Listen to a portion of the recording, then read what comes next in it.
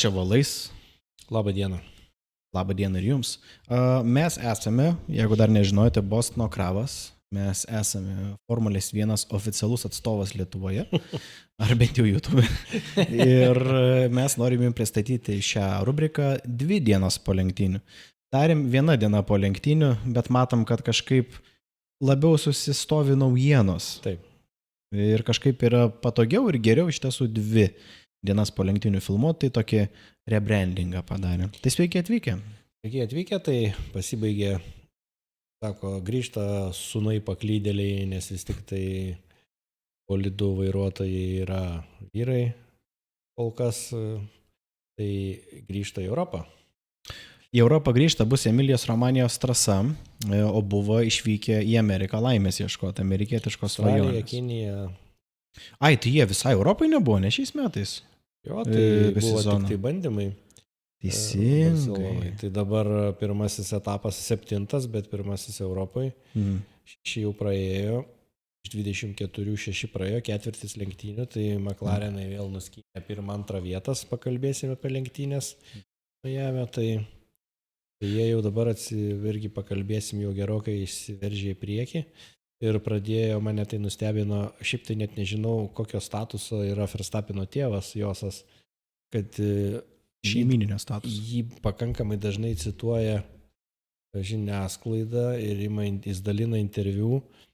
Tai jeigu būtų jis niekas, tai dabar įsivaizduoju, kad aš dabar dalinčiau interviu, bet manęs tai nieks necituoja. Ne, matai, jeigu tu būtum Verstappeno tėvas ir jeigu tu norėtum, vienintelė sąlyga, natūralu, kad tu turi būti šeimos narys, žinai, kad tu būtum tose boksuose įleidžiamas reguliariai. Kita sąlyga, tu tiesiog turi norėti šnekėti. Ir jisai, kai šneka kontroversiškai, ne kontroversiškai, o drąsiai. Pasigauna jo, bet jis turbūt nemažai žino ir piktinasi vėl McLarenais, vėl kimba prie... O palauk, kontekstas, kodėl jisai piktinasi McLarenais? Jis atvažiavo 4. Ir jisai, aišku, ilgą laiką kapojosi. Ne, jisai, o tėvas piktinasi, nes, kontekstui Miami atvažiavo Verstappenas 4, pradėjo iš 1 vietos pole pozicijos, kovojo pradžioje su McLarenais, jie jį po sunkios kovos aplenkė ir po to jūs nebesusigrąžino. Jo, bet po sunkios kovos tikrai labai sunkios, bet pirmose posūkiuose. Pirmose posūkiuose, atsimeni. Piastris kovojo, Norrisas su juo išlėkė. Kovojo su Verstappenu ir Norris pirmose posūkiuose. Norrisas 2 buvo kvalifikacija, Antonelis 3. Ir kai Norrisas po to jis dar sakė, galėtų ten tipo kažkaip protingiau važiuoti Verstappen. Ne, labai jis protingai važiuoja lenktynėse. Suprask, jeigu jis būtų protingai važiavęs, jis pasitraukė jau pačioj pradžioje iš lenktynių. Jei nebūtų pasitraukęs, mes būtume 1 ir 2 buvę. Tai įsivaizduoji, suprask, žinai, nes Piastris kaip prašoko ir Antonelį iš 4 vietos tuo būdu aplenkė ir Norrisą ir Verstappeną, pasinaudojo su Norriso ir Verstappeno kova ir baigė 1. Tai gerai, kad atsikapojo po to Norrisas iki 2 vietos. Bet šiaip Norrisas užmetė Verstappenui, kad broli, tipo, būtumėm buvę 1 ir 2. Net nepasakė, kas 1 ir 2, bet jam turbūt būtų buvę geriau, kad Verstappenas 1, o jis 2, o Piastris liktų už nugaros dėl čempionų įskaitos. Taip. Tai jau prasideda tokie netgi tokie netiesioginiai, žinai, pasisakymai. Netiesioginiai, kaip čia antrinės sankcijos, žinai, kaip yra. Tai čia tokie netiesioginiai, suprask, pasisakymai, špilkavimais jau, nežinau kaip. Tarp komandos noriu vieną žodžią, jau Norrisas pradeda jau ne tai, kad galvoj laikyti, o pradeda biškai pykti. Ir mes jį galim suprast, kad jis pradeda jau spaudimą, nes Piastris, McLarenuose jaunesnis, naujesnis. Taip. Ir jisai, jis rodo, kad jis gali būti čempionas kol kas. Sako, ir nenugalimas, kai išsiveržė į priekį, tai praktiškai nieko neįmanoma su juo padaryti. Tai iš tikrųjų bolidai puikus McLarenų, tai grįžtant prie Verstappeno tėvo, tai jisai, žinai, sako, aš senai sakiau FIA dar sezono pradžiai, kad reikia daryti iš naujo testus dėl priekinio sparno lankstumo, kur jų manimų pažeidžia, yra McLarenai per daug lankstų padarė. Taip. Ir tai sezono pradžiai buvo testai atlikti pagriežtinti, FIA pagriežtino, atitiko visų mašinų, visų bolidų testai, atitiko ir McLaren to pačiu. Tai dabar FIA reaguodama į vėl tokius pasisakymus, nuo 9 etapo, Kanados atrodo bus 9 etapas, tai dar reiškia bus 7 ir 8, tada įves tą testavimą griežtesnį, tai Verstappenas pyksta. Tai jau jie kiek pasinaudojo, žinai, ir kiek jo atitruko į priekį, kas yra tiesa, bet FIOS pozicija yra paprasta, FIA, žinai, sako, tai mes negalime, taip paukšt ir keičiam. Komandos investavo į visą technologiją, ypač į aerodinamiką, į sparno lankstumą. Ir sako, dabar taip bumti ir mes keičiam sąlygas, tai reikia palaipsniui tą daryti. Čia yra logikos. O tarp kitko Marko, tas pats Red Bullis, jisai sako, šitas pakeitimas bus labai paveikus. Tai palauk, tai jie patvirtino, kad negeras sparnas priekinis? Nepatvirtino. Testavimai bus vėliau. Ir tada, jeigu bus negerai, turės koreguoti, žinai, ar ten baudas gaus, aš jau dabar tiksliai nepasakysiu, bet jie palaipsniui tą nori, tai neįveda po pirmų 2 lenktynių, žinai. Tai o Marko atvirkščiai, negu Verstappeno tėvas, ne Marko, o šitas Josas. Horneris. Horneris. Ir Red Bull komandos vadovas. Sako, palabala, šitokie pakeitimai dėl sparno lankstumo, jie turės įtakos didelės visom komandom. Suprask, jisai nesako, kad čia dabar jau mes būsim lygus su McLarenais. Čia neaišku, kaip bus, žinai. Tai jis daug pakeičia ir dar geriau būna. Tai va, tai čia, žinai, jau nekalbant, kad užpakalinės sparno lankstumai kabinasi prie McLarenų, vėlgi dėl to pačių aušinimų, tarp kitko, tie gandai tikslinasi. Tai aš irgi nesuprasdavau, tai kaip čia, kokie įtarimai dėl aušinimo vandeniu. Tipo boksuose truputį su vandeniu paušina, nežinau, kaip boksuose su vandeniu paušina. Buteliukais. Tai Zakas Braunas, McLaren vadovas, sako, Hebra, sako, čia sako, mėto visokius komentarus, duokit oficialų skundą, duokit įrodymus ir tada FIA nagrinės, ką jūs čia įsikalinėjat, žinai. Tipo, susimokėkit tą žyminį mokestį, kaip aš jį vadinu, nes skundo tyrimų. Kad negalėtum skundais užmėtyti visą laiką. Tai duokit oficialų skundą, susimokėkit babkės ir viskas. Jeigu esate įsitikinę, kad mes kažką netaip darome. Tai va, verda visos aistros, verda, bet tas ir įdomu. Tas ir įdomu, bet McLarenai kaip konstruktorių tauriai kaip juda į priekį ir juda, tai va, Piastris 1, Norrisas 2. Ir ką galvoja apie Ferrari šitoj vietoj? Ferrari, tai jie kitais dalykais dabar yra užsiėmę. Ferrari baigė jie, dabar prisiminsim, man atrodo, 7-8. Taip, Leclercas 8. Ten tai buvo, jie pradėjo prasčiau, pabaigė šiek tiek geriau, bet nėra ko džiaugtis, nes vyko drama tokia tarp Hamiltono ir Leclerco. Pirmiausia, jie taikė skirtingas padangų strategijas. Tai Leclercas pradėjo su mediumais ir baigė su hardais, o Hamiltonas atvirkščiai pradėjo su hardais, baigė su mediumais. Ir kai pakeitė padangas Hamiltonui, jisai važiavo gana netoli Leclerco ir jisai buvo su mediumais tada, o Leclercas su hardais. Ir sako, aš savo padangas deginu, aš greitesnis, duokit mane į priekį, kad galėčiau pradėti lenktyniauti toliau su kitais. Ferrari sako, lik DRS atstumu, mums taip geriau. Tai McLarenas pradėjo plūstis. Hamiltonas pradėjo plūstis. Sako, jūs dar ir kavutės atsigerkit arbatėlės, tai yra, kol dar laisvėnai sprendimą priima. Tai jis tikrai nebuvo dosnus su savo žodynu, jam tikrai buvo labai piktas. Ilgainiui po kurio laiko tik tai jis liepia Leclercui susikeitė ir po to gavos, kad nepasinaudoja galimybę, taip gavos, kad nieko neplenkė ir aišku, pačiam gale Leclercas tada sako, tai dabar mes susikeiskim, nes nieko nepadarė. Nieko nepavyko, atgal grąžink poziciją. Ir grąžino pozicijas irgi, apsikeitė. Bet Hamiltonas labai, Leclercas jau kiek metų Ferrari strategus kenčia, Hamiltonui užteko 6 lenktynių ir jisai sako, žinot ką, sako, čia nėra komandinis darbas. Jis sako, po to pasipo lenktynių, jo klausė žurnalistai, kaip su Frederiku Vaseuru, su komandos vadovu, jisai taip sako, ateina jis pas mane į mano kamurkį, mano kabinetą ir aš jam sako, ranką padėjau ant peties ir sakau, tu toks jautrus nebūk, Fredai, sako, žinai. Taip, kad čia dar nieko žodynas. Toksai, ir aš taip prisimenu, geras memas buvo, jeigu gal atsimeni, 3 daly tos naujos Betlino trilogijos, Beinas buvo, gal pameni tokį su kaukė, tokį priešininką. ir jisai ten kažkoks bandičiukas ten jam, žinai, pasakoja, ką reikia daryti, sako, dabar tu taip daryk ir panašiai. Jis ten, žinai, už jį visą galvą aukštesnis, taip ant peties ranką padėjo. Tu manai, kad tu čia vadovauji, žinai. Ir tas toksai suprata, žinai, kad kažkas ne taip.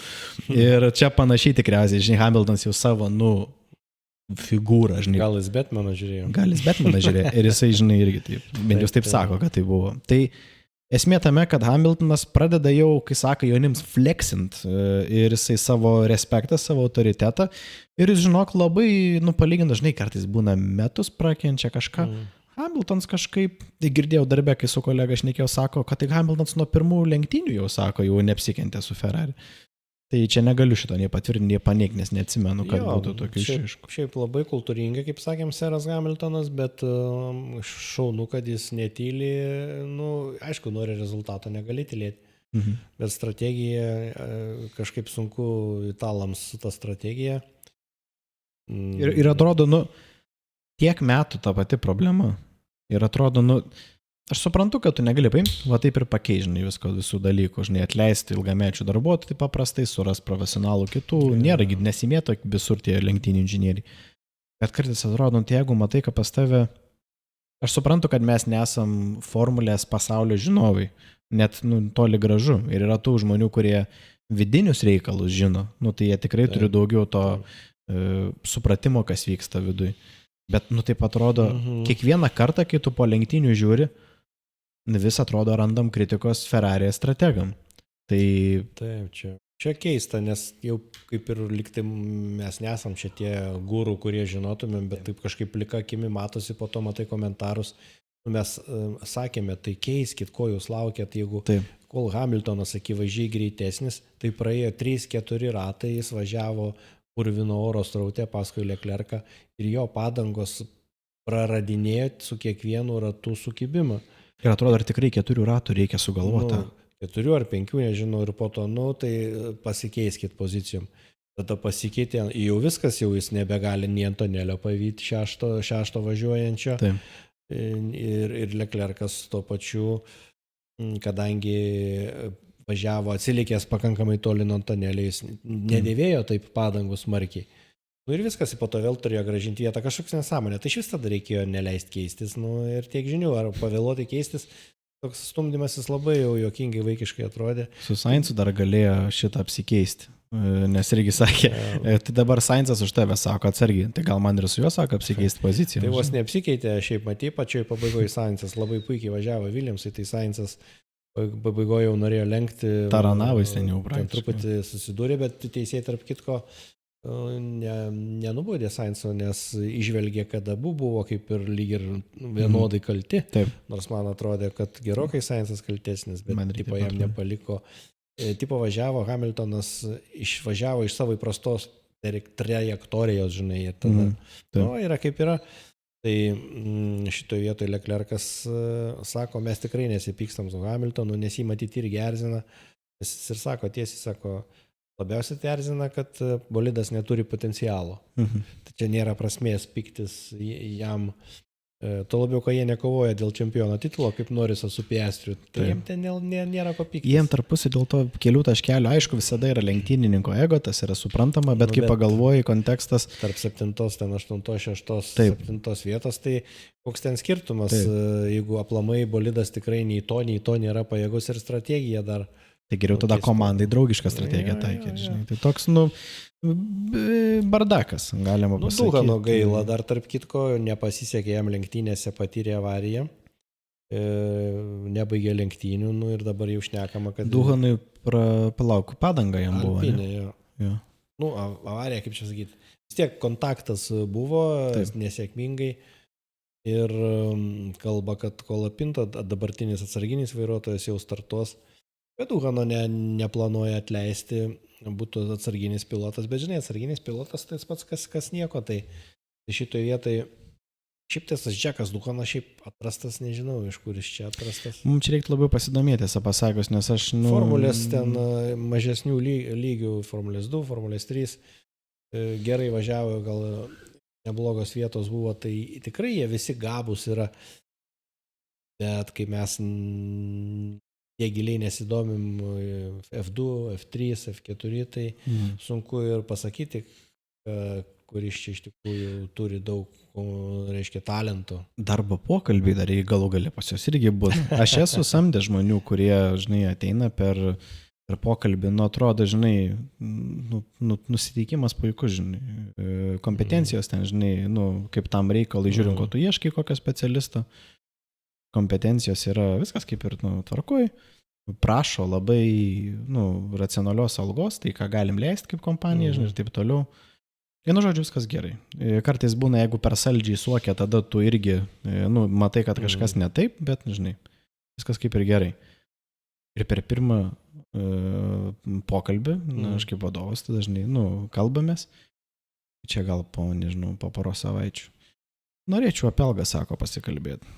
Galvoju, čia jau bus gera, žinai.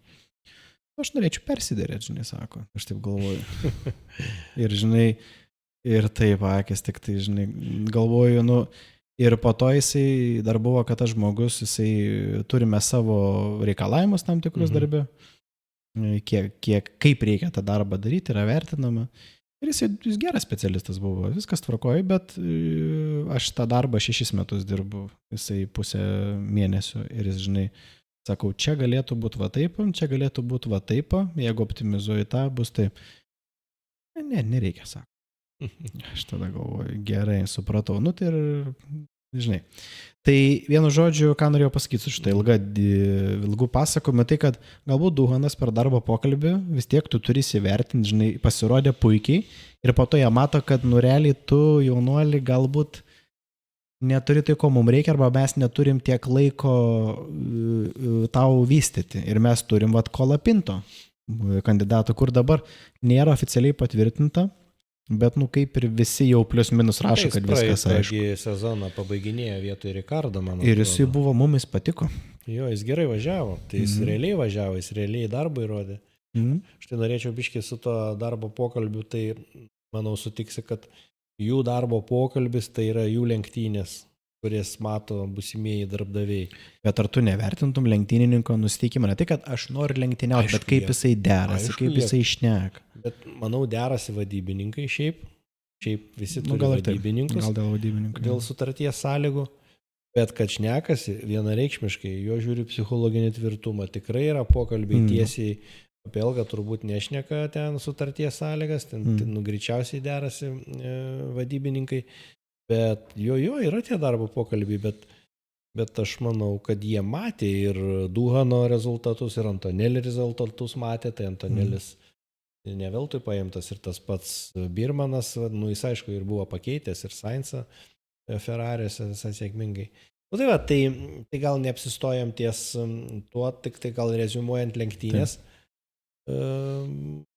Buvo įdomias lenktynės, pabaigoje jau kaip ir tų didelių pasikeitimų nebuvo, bet buvo labai įdomų Ferrari, reiškia pasikeitimai ir praktiškai pirmą, antrą vietą jau buvo aišku, bet visai įdomiai žiūrėjosi ir to truputį nuo lyderio atsilikusių lenktynininkų veiksmai, lenkimai, ypač Ferrari buvo įdomu, tai kaip baigsis situacija. Tai galim pažiūrėti, greitai prabėgti, kaip išsirikiavo Miami lenktynių GP metu. Miami GP lenktynių metu matom, kad Piastris baigė pirmas, Norrisas antras, trečias Russellas. Tai Mercedes vėl demonstruoja savo pastovumu, jis išmurškė kažkur ir jie tikrai gali labai pretenduoti į antrą konstruktorių vietą sezono gale. Verstappenas ketvirtas pradėjęs pirmas, Piastris pirmas pradėjęs ketvirtas, Albonas penktas, Williams nuostabi sezono pradžia, Albonas irgi rimtai dirba, Antonelis šeštas, Leclercas su Hamiltonu septintas ir aštuntas, jau apie tai kalbėjom gana daug, Sainzas nesugebėjo lenkimo Hamiltonui atlikti lenktynių gale, liko aštuntas, bet buvo šiaip netoli ganėtinai. Bet ir šiaip Williamsai puikiai penktą aštuntą. Belė kaip. Tsunoda 10, vieną taškelį išsaugojo, nes turėjo 5 sekundžių baudą. Už tai, kad viršijo greitį boksuose, tai Hadžaras ten 5 kažkiek sekundės buvo atsilikimas, tai nepavyko jam to paskutinio taškelio išplėšti, bet gerai vis tiek, vis dar stabiliai važiuoja. Okonas 12, Hasav nebuvo labai sėkminga, 13 Gaslis Alpin kol kas vis dar juoda sezono pradžia. Zauberis Hulkenbergas 14. Ne tokie anoniminiai, kokie buvo praeitą sezoną, čia turiu pripažinti, kad mano spėjimas buvo neteisingas. Bet irgi kol kas, taškų jau pelnė. Tas yra jau visą galvą aukščiau negu praeitą sezoną, kai buvo. Alonso 15, 16 Strolas ir daugiau visi nebaigė lenktynių. Losnas, Bortoleto, Bermanas ir Duhanas. Tai, Aston Martin dar galim trumpai galbūt aptarti. Liūdėsėlis visiškas, kaip važiuoja. Tai mane nustebino, aš kažkaip galvodavau, kad vis tiek lenktynininkai nemažai kalba su inžinieriais, technikais ir kitais visais specialistais apie automobilio elgesį ir padeda takoti nustatymus. Taip. Alonso, užmetė, kad aplamai apie Aston Martin lygį, kas iš tiesų yra teisingai, kad mes taškus galime paimti tik tai esant tam tikrom sąlygom supras, kai yra kažkoks chaosas, kai daug avarijų, arba labai pasiseka. Jūs ir teisingai sako. Ja. Nes kitų atveju tai jokių šansų jiems su Aston Martin dabartiniu bolidu reiškia kažką padaryti. Bet vis tiek Alonso yra geresnis su Strola. Stebina mane Strolo vis tiek labai vidutinis važiavimas, nes bet suprantam, kodėl jis yra. Nes tėvas yra savininkas ir to pačiu kai pagalvoji. Aš galiu tą tėvą suprast. Jeigu tai būtų kažkieno kito komanda, tai tu nepotizmų užsiminėt būtų negerai. Kai tu realiai visiems algas moki. Gal, toks žaisliukas gal.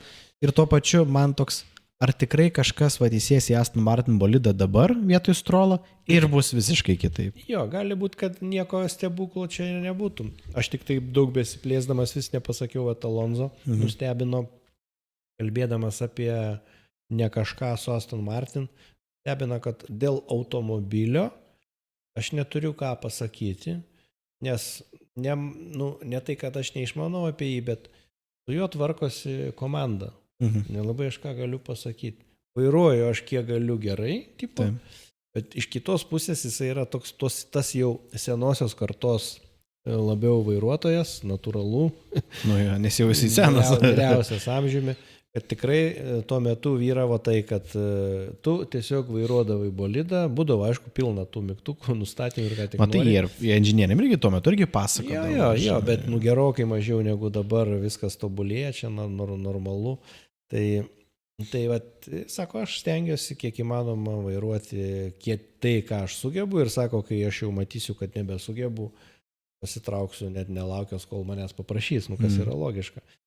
Jam 43, toj bus 44, tai, sako, nematau savęs už vairo, sulaukęs 50.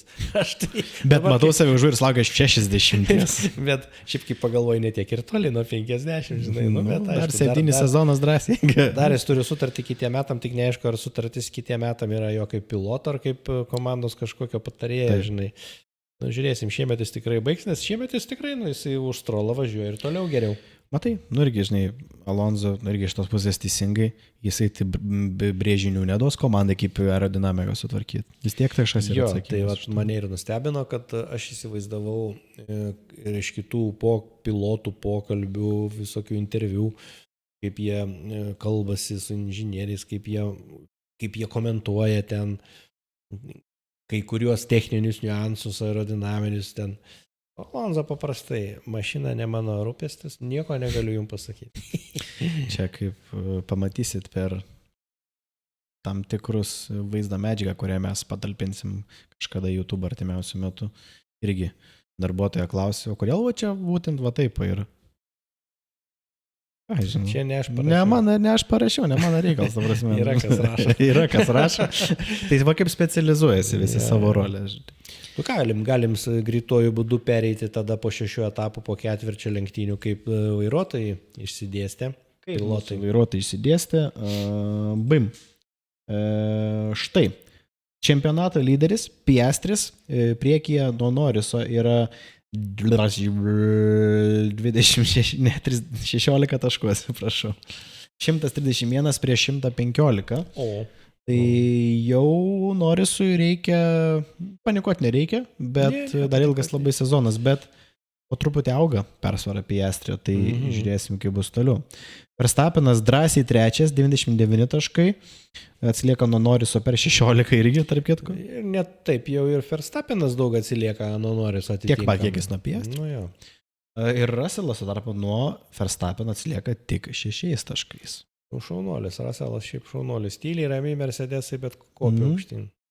Tada Leclercas, jau tas pakritimas yra taškų, 5 vietai tik su 53 atsilieka per 40 taškų ir tada pakankamai artima rikiuotė. Antonelis 6, Mercedes atstovas, Hamiltonas 7, Ferrari atstovas 41 taškas, 8 Albonas, tikrai nebūčiau pagalvojęs, kad Williams taip gerai varys, Okonas 9 su Haas, 10 Strolas, jis vis dar laikosi, dėka tų 10 taškų, kur sezoną pradžioj pelnė ir dar 4 surinko pakeliui. Olonza be taškų kol kas. Olonza be taškų, jo.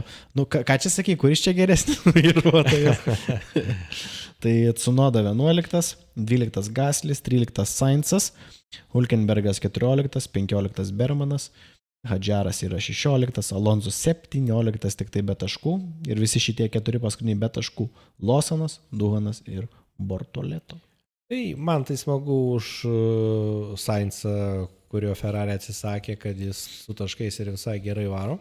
Ir kad Williamsai rodo potencialą visai neblogai. Jo, ir smagu už Okoną, kurį irgi kaip ir niekas dėl jo neklausimo komandos nurodymų, jį vis tik kaip gerą pilotą pasiėmė Haasai ir jis visai neblogai važiuoja. Haasose irgi man tai smagu. Kad dabar jokių lyg ir incidentų nėra, man taip Haasai patinka, kai Steinerį pakeitė šitas Komatsu.